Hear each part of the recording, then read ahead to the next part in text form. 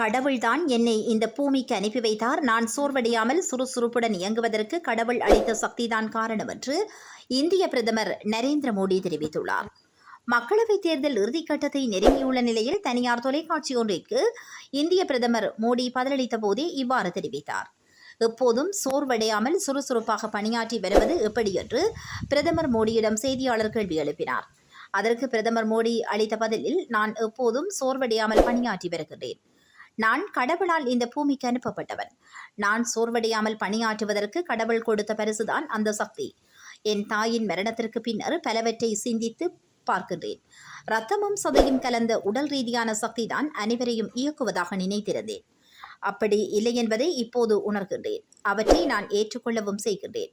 மற்றவர்கள் இதனை விமர்சிக்கலாம், அதற்கு எதிராக சொல்லலாம்.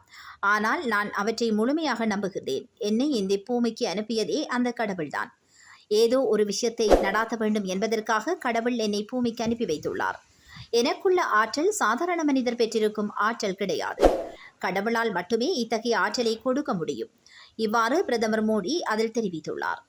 பிரதமரின் இந்த பேச்சு தற்போது இணையத்தில் வைரலாகி வருகின்றது.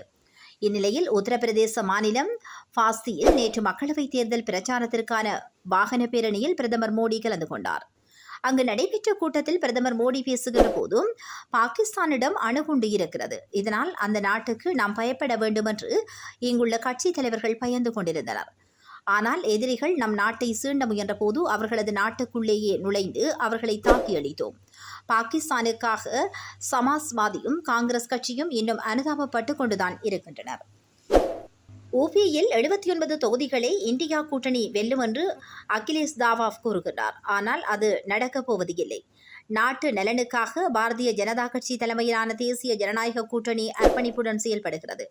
மறுபக்கம் நாட்டில் நிலையற்ற தன்மையை ஏற்படுத்த இந்தியா கூட்டணி முயற்சிக்கின்றது. நாடு வளம் பெற மக்கள் பாரதிய ஜனதா கட்சிக்கு வாக்களிக்க வேண்டும் என்றும் அவர் பேசியுள்ளார்.